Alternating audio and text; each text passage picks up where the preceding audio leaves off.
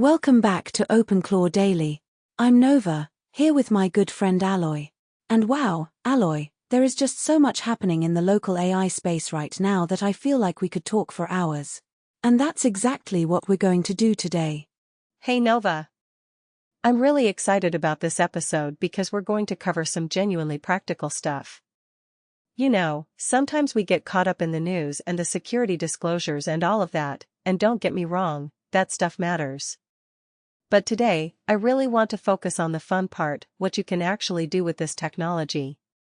What are people building? What's actually working? What should you try if you're just getting started? Absolutely. And that's what we're going to do. We're going to start with the Ollama ecosystem updates because that's the foundation that makes all of this possible. Then we're going to dive into the new model releases that have got everyone excited. After that, we're going to talk about practical use cases, real things that real people are building right now. And then at the end, we'll briefly touch on one security update that you need to know about, but we'll keep it short because I know not everyone wants to dwell on that stuff. Sounds like a plan. Let's start with Ollama. So Ollama, for those who don't know, is basically the tool that made running local AI models accessible to everyone. Instead of needing a PhD in machine learning and a data center in your basement, you can just download Ollama and with one simple command, you've got a powerful AI running on your own machine. It's been revolutionary in terms of democratizing access to this technology. And they've been busy. The team just rolled out versions 0.17.0 and 0.17.4, and these are significant updates. The OpenClaw onboarding experience has been improved dramatically, which means if you're new to this whole thing, it's actually doable now. Before, there was a lot of friction. You'd have to figure out what model to download, how to configure it, how to connect it to OpenClaw. Now it's much more streamlined. And the model support has gotten so much better.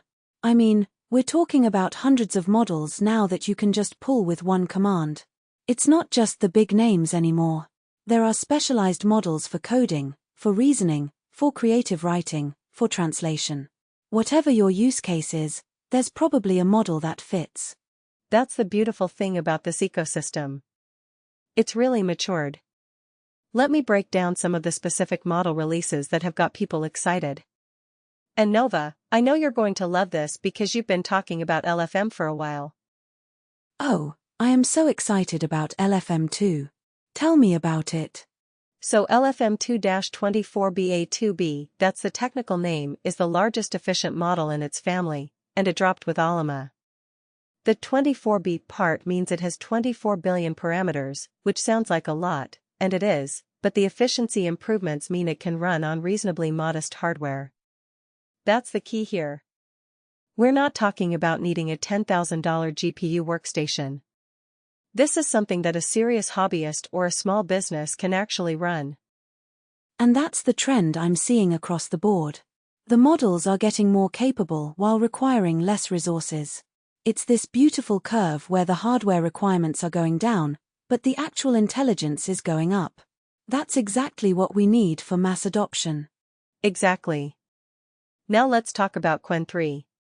This is a new multimodal family, which means it can handle not just text but images as well. And it's open source, which is huge. You've got companies like Alibaba really pushing the boundaries here, and they're making it available for anyone to use. I think Qwen has been one of the most underrated releases of the past year. The quality-to-size ratio is just incredible.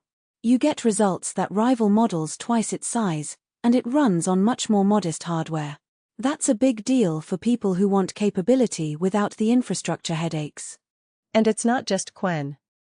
We've got Google with Gemma 3, we've got Microsoft with 5.4. The big tech companies are all competing here, and that competition is driving incredible innovation. It's such an exciting time to be in this space. Absolutely. And the beautiful thing is that all of these models are available through Ollama. You don't have to pick sides. You don't have to commit to one ecosystem. You can try Qwen for one task, Gemma for another, 5.4 for a third. It's this incredible menu of options. That's exactly right. Now for people who are just getting started, I want to highlight Gemma 312B and 54. These are what I call the gateway models. They're small enough to run on a decent laptop, we're talking maybe 16 gigabytes of RAM, nothing crazy, but they give you genuinely useful results. If you've never played with local AI before, these are the perfect entry points. And the beautiful thing is that they're versatile. You can use them for drafting emails, for writing code, for answering questions, for brainstorming. They're not specialized, they're general-purpose assistants that happen to live on your machine instead of in the cloud.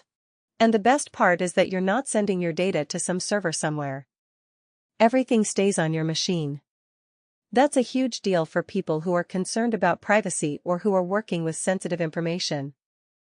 Oh, that's such an important point. With local models, your data never leaves your device. You can be working on confidential business documents, personal information, anything, and it stays completely private. That's not something you can say about the cloud-based alternatives. Exactly. Now let's move up a tier. For medium-sized tasks, we're talking more complex reasoning, bigger coding projects, more involved analysis, you've got some incredible options. Qwen 330BA3B is a standout. So is Xeon 4.032B. And my personal favorite, DeepSeek R1 Distill Llama 70B. DeepSeek R1 has been getting so much attention, and for good reason. The distillation process takes a larger model and compresses its knowledge into a smaller package, and they do it really well. You get a lot of the reasoning capability of the bigger model but in a package that doesn't require a data center to run. And the reasoning capabilities on these models are genuinely impressive. We're talking about models that can work through complex mathematical problems, that can debug code, that can analyze long documents and extract key insights. This isn't just autocomplete, this is actual thinking. It's funny because when people think of AI, they often think of chatbots that sound smart but don't really understand. These newer models are different. They can actually reason through problems, they can admit when they don't know something, they can ask clarifying questions. It's a fundamentally different experience. Absolutely. Now let's move up to the heavy hitters. If you've got the hardware, and I mean serious hardware, multiple high-end GPUs, serious cooling, you've got options like Qwen 3-235B and DeepSeek version 3.2. These are models with hundreds of billions of parameters that can do truly incredible things. And I want to be clear about something for our listeners, you don't need the biggest model to get great results. So much of what people use AI for, drafting emails, summarizing documents, basic coding tasks, a well-tuned smaller model can handle this stuff brilliantly. The big models are for when you really need that extra reasoning power. That's such an important point, Nova. I've seen so many people blow thousands of dollars on hardware they don't need because they think bigger is always better. It's really not. Sometimes a 7B model running efficiently on your laptop outperforms a massive model that you're renting by the hour from some cloud provider. And that's the beauty of the local approach. You can experiment. You can try different models, different sizes, different configurations. You're not locked into anything. If one model doesn't work for your use case, you can swap it out for another with basically no cost. Exactly. Now let's talk about some of the standout performers in the rankings. GLM-4 has been a standout performer in reasoning benchmarks. That's incredible. And Minimax M2.5 is also in the conversation as a strong performer. These are models that are really excelling at the hard stuff, the complex reasoning tasks that separate truly intelligent systems from simple pattern matchers. And here's something that I think is genuinely fascinating. OpenAI has released open-weight alternatives. That's a big deal because it means you can run something from OpenAI, the company behind ChatGPT, on your own hardware. That's wild when you think about it. It really is. The landscape has changed so much. 5 years ago, running a model like this would have required a research lab and millions of dollars. Now you can do it on a consumer-grade computer. That's the kind of progress that used to take decades happening in just a few years. It's genuinely incredible. Now let's shift gears and talk about what people are actually building with this stuff. Because honestly, Alloy, this is my favorite part. It's one thing to talk about models and benchmarks, but it's another thing entirely to see what real people are doing in the real world. Okay, I'm ready. Hit me. So one of the most popular use cases is full business automation. And I don't mean some complicated enterprise setup. I mean regular people, freelancers, small business owners, solo entrepreneurs using OpenClaw to run their entire business operations. We're talking client email responses handled automatically, social media scheduling done without any human intervention, campaign tracking across multiple platforms, and the kicker, generating daily briefings with prioritized action items. Imagine waking up every morning and your AI has already analyzed what's important, what's urgent, and what can wait. That's happening right now. And it's not even that complicated to set up. I know people who have this running in just a few hours of initial setup. They spend a little time configuring the prompts, connecting the APIs, setting up the schedules, and then it's off to the races. It's like having an employee that never sleeps, never takes vacation, and doesn't cost a salary. And the thing is, it's not just the big stuff. It's the small daily efficiencies that add up. Instead of spending an hour on email in the morning, you spend 5 minutes reviewing what your AI has already handled. Instead of manually posting to social media, your AI does it. Instead of hunting for data across different platforms, you get a consolidated dashboard. That time adds up over a year. Absolutely. Now here's one that's near and dear to my heart: content creation. Content creators are using OpenClaw for automated video production. And I don't mean just generating a script. I mean the whole pipeline. The AI analyzes what makes videos successful, what patterns, what hooks, what timing works, and then autonomously replicates that. We're talking about idea generation, script writing, storyboarding, thumbnail selection. The whole creative workflow automated. That is genuinely mind-blowing when you think about it. It used to take a whole team to produce content at scale. Now one person with an AI can do it. That's democratizing creativity in a huge way. Anyone with a laptop and an idea can compete with the big studios. And the quality keeps improving. These models are getting so good at understanding what resonates with audiences. They can analyze trends, predict what's going to be popular, and create content that actually connects with people. It's not just machine-generated spam, it's genuinely compelling content. Now here's one that I find absolutely fascinating: agent swarms for market research. People are literally orchestrating multiple OpenClaw instances that work together overnight. It's like having a virtual research team that works while you sleep. They scrape the internet, gather competitive intelligence, track pricing across competitors, monitor social media sentiment on Reddit and X, analyze GitHub activity to see what technical direction companies are going. And then by morning, they've compiled comprehensive reports. That's a whole research department that costs basically nothing to run. The implications of that are huge. Small companies can now do the kind of competitive intelligence that used to require expensive consultants or big research teams. It's leveling the playing field in a really significant way.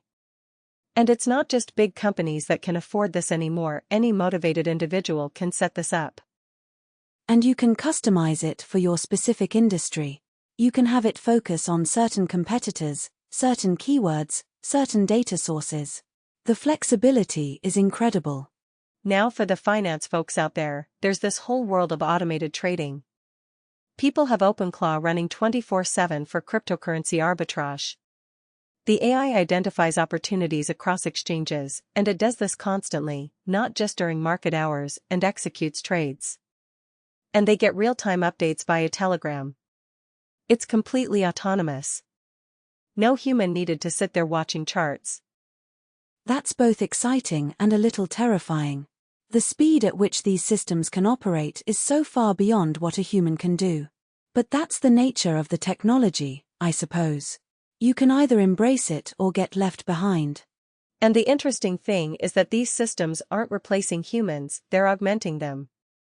The human still makes the strategic decisions, sets the parameters, manages the risk. The AI just handles the execution at a scale and speed that would be impossible otherwise. That's a really important distinction. It's not man versus machine, it's man plus machine. Together, they're so much more powerful than either one alone. Exactly. Now here's my absolute favorite example, and I know you'll love this too, Nova. People are literally telling their OpenClaw agent to build a game, that's it, that's the entire instruction, and coming back to find a functional application that has already attracted thousands of users. That's not a hypothetical. That's actually happening. Wait, really? Just build a game? Just build a game. The AI figures out what kind of game would be popular, designs it, writes the code, deploys it, and by the time the human comes back, there are thousands of people using it. That's the power of AI agents building on AI agents. It's recursive improvement. The model improves itself through iteration. That is genuinely one of the most impressive things I've heard in a while. And it shows that we're really entering a new era of software development. Instead of writing code line by line, you're directing intelligence to solve problems. You tell it what you want, and it figures out how to build it. And it's not just games. I've heard of people building entire SaaS businesses this way. The AI builds the product, sets up the hosting, creates the marketing copy, launches it, and monitors the initial user feedback. It's complete business automation. That's wild. Now here's another one that I love, the AI Business Advisory Board concept. Tell me more about that. So there's this great story about someone who set up what they call an 8 AI expert business advisory board. They've got 8 different AI experts, each with different specializations. One knows marketing, one knows finance, one knows technology, one knows operations. They each analyze business data from their domain: YouTube analytics for the marketing expert, Instagram engagement for the social media expert, email campaign metrics for the communications expert. And then these 8 experts engage in parallel discussions, synthesizing their findings and providing prioritized recommendations. It's like having a board of directors that never sleeps, never gets tired, and doesn't charge a retainer. That's brilliant. And the beautiful thing is that you can customize it for your specific industry. You could have experts in legal, in healthcare, in real estate, in whatever domain you're working in. The flexibility is endless. You can build an advisory board for anything. And the cost is basically nothing. You're not paying for consultants, you're not paying for MBAs, you're just running some models locally. It's such an incredible value proposition. Now let's talk about a new development that's significant for people who don't want to mess with any of this. On February 28th, literally today, Clawbot AI launched a SaaS version of OpenClaw. This is a cloud-hosted version that removes the need for local installation entirely. You don't need to set up Ollama, you don't need to download models, you don't need to manage hardware. You just sign up and you're off to the races. That's huge for accessibility. Not everyone wants to be a system administrator. Some people just want to click a button and have it work. They don't care about the underlying technology, they just want the results. And that's completely valid. And the fact that they also have built-in AI model selection, where it automatically matches the appropriate model to your specific task, that's smart. It takes away the decision fatigue. You don't have to wonder if you're using the right model, the system figures it out for you. Exactly. It lowers the barrier to entry significantly. And I think we're going to see more of this, the spectrum from fully self-hosted to fully managed SaaS, with lots of options in between. Everyone's getting served. Whether you want complete control or complete convenience, there's something for you. It's such an exciting time. This technology is genuinely changing how we work, how we create, how we solve problems. And the pace of innovation just keeps accelerating. Now, let's get to the security update, and we'll keep this brief because I know it's not the most exciting topic, but it matters. So on February 27th, there was a vulnerability disclosed called Clawjacked, also known as CVE 2026-25253. The issue was that malicious websites could potentially hijack your OpenClaw agent through your browser. But here's the important part, the OpenClaw team patched it within 24 hours. If you're running version the 25th of February, 2026 or later, you're protected. So if you haven't updated in the last day or two, go do that now. And honestly, that's the state of things right now. The ecosystem is growing incredibly fast, the models are getting more capable every day, and people are building amazing things. Yes, there are security considerations, there always are with powerful tools, but the opportunities far outweigh the risks if you're thoughtful about how you use them. Absolutely. Stay smart, keep your software updated, and have fun with it. This is an incredible time to be experimenting with this technology. You know what I find really fascinating about all of this, Aloy? It's not just about the technology, it's about the mindset shift.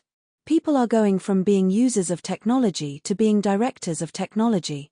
Instead of clicking buttons, they're giving instructions. Instead of learning complex interfaces, they're speaking naturally. That's a fundamental change in how we interact with computers. Absolutely. And it's happening so fast. I remember when the idea of running a language model locally was science fiction. Now it's a weekend project for teenagers.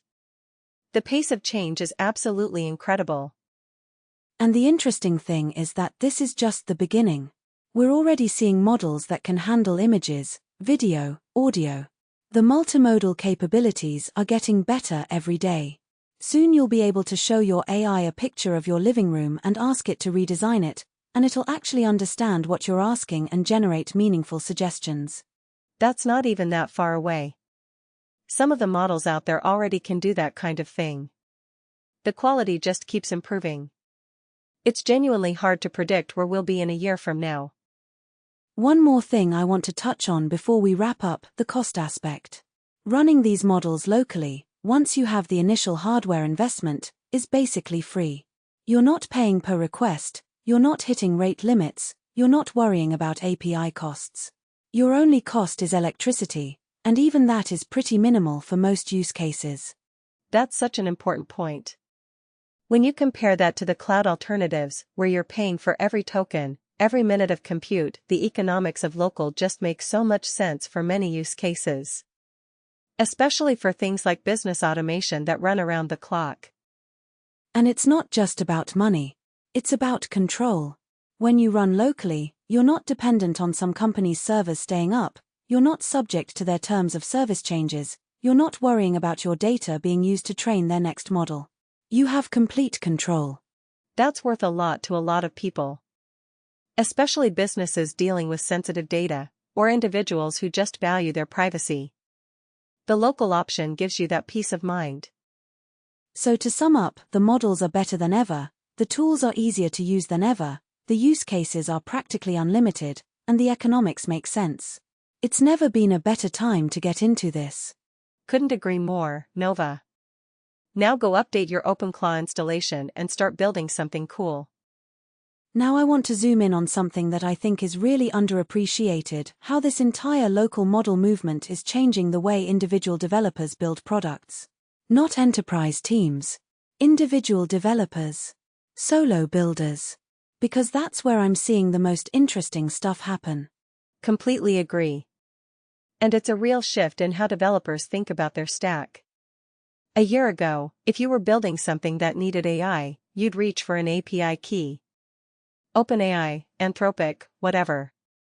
You'd pay per token, you'd build around rate limits, you'd worry about your data going somewhere. That was just the assumed path.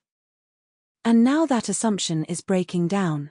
Because with Ollama and OpenClaw running locally, you can prototype at full speed, no API latency, no rate limits, no cost per call. You spin up a model, you test your idea in real time, and you iterate in minutes instead of waiting for API responses.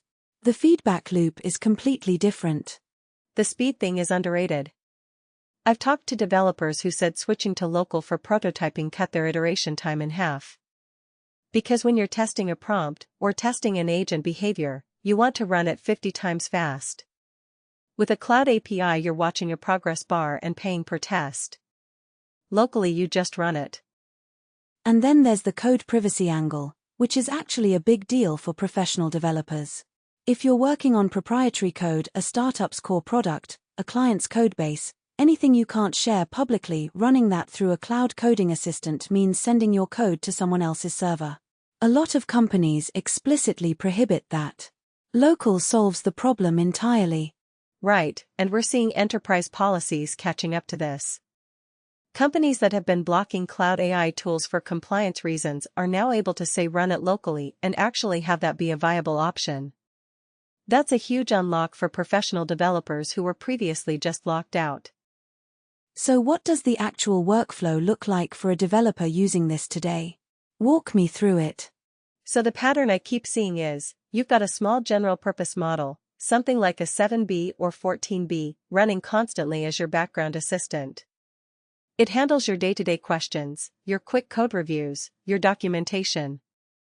It's always on, instant responses, zero cost. That's your baseline.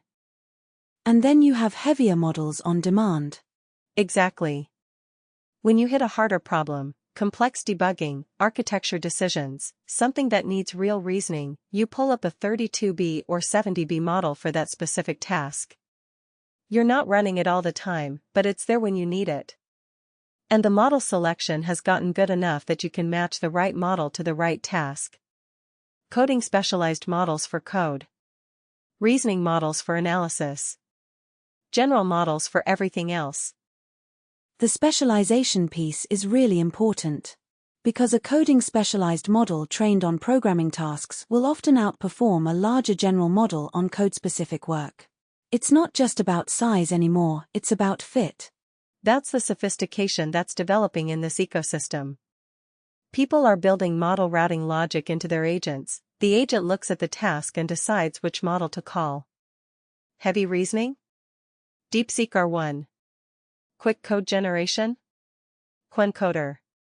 General question? You're always on 7B. It's like having a team of specialists instead of one generalist. And all of this running on your laptop or your home machine.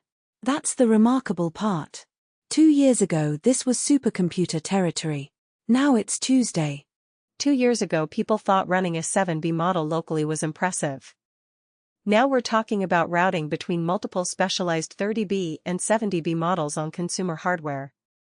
The progress really has been extraordinary. Alright, let's end on a forward-looking note. Because I think it's worth taking a moment to talk about where all of this is heading.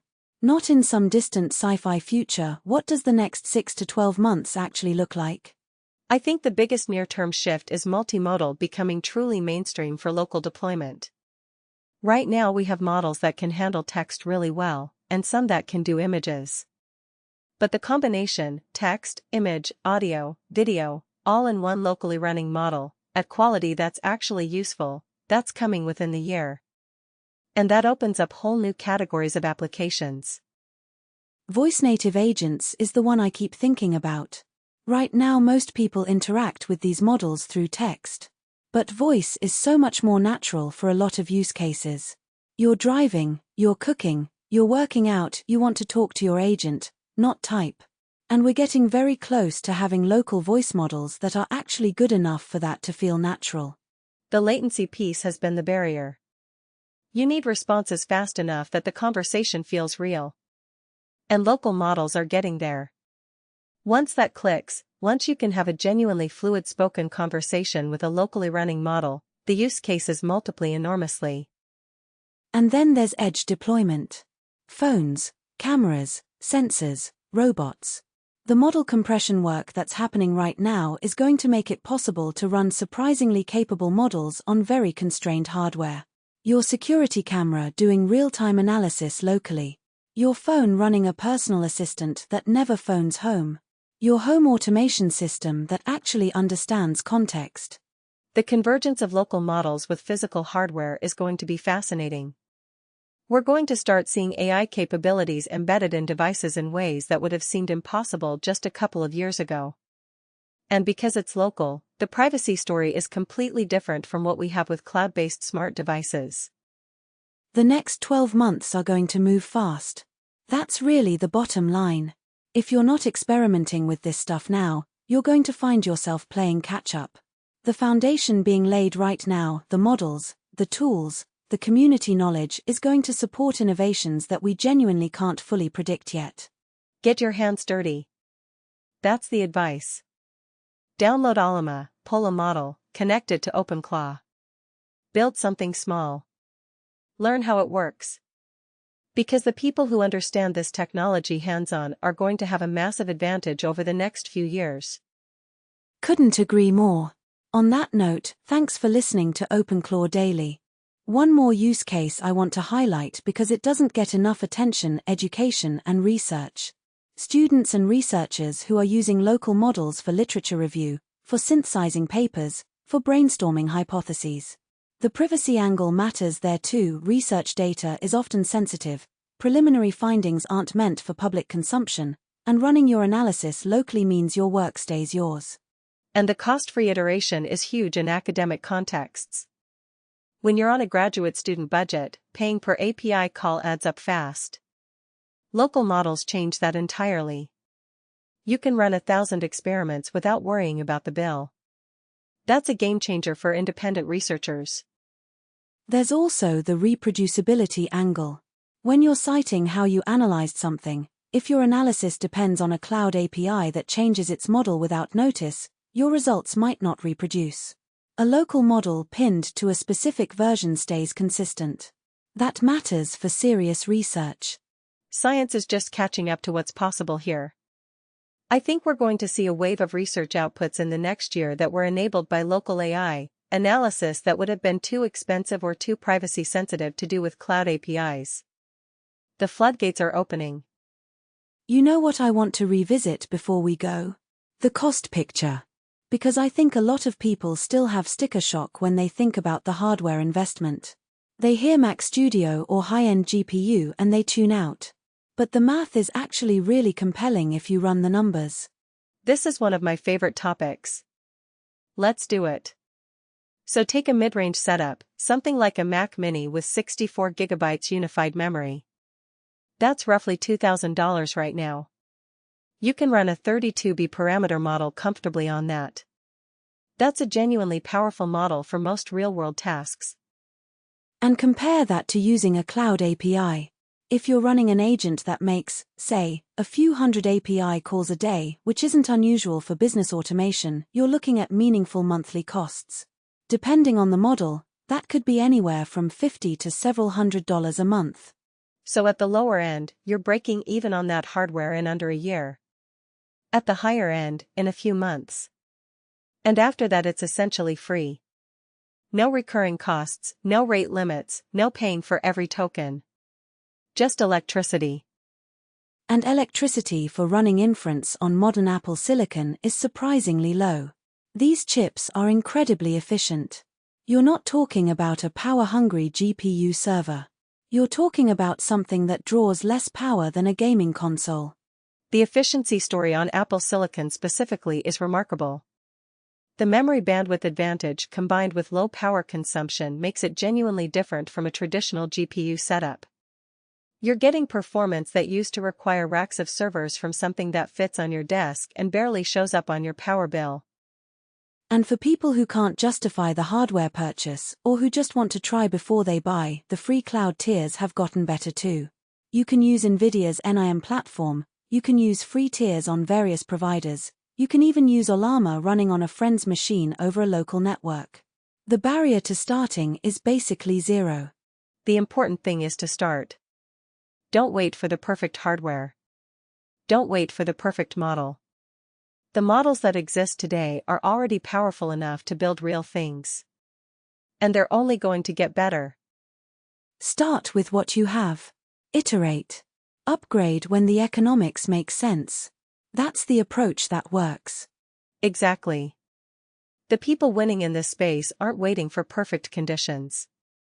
They're building with what's available now, learning as they go, and upgrading their setup as their needs grow and their use cases prove out. That's the right mindset. All right. Now we're really done. Thanks for joining us today on OpenClaw Daily. That's all for today's episode of OpenClaw Daily. Thanks for listening, we'll see you next time. Until next time, keep building.